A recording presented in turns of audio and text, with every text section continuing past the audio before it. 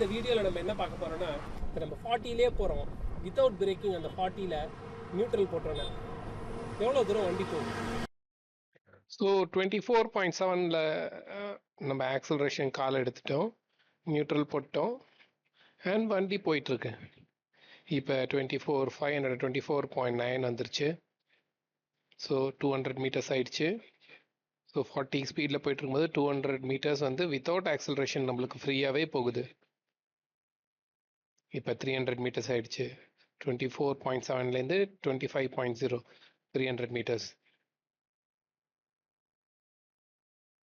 So இது ஒரு live testing, உங்களுக்கு லைவாக காமிக்கணுங்கிறதுக்காக, ஒரு ப்ரூஃபோட காமிக்கணுங்கிறதுக்காக தான் காமிக்கிறேன். இப்போ 525.1 400 மீட்டர்ஸ் போயிடுச்சு.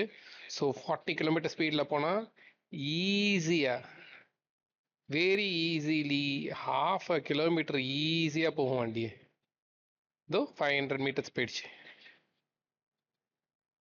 ஸோ மோர் தென் தட் போகுது.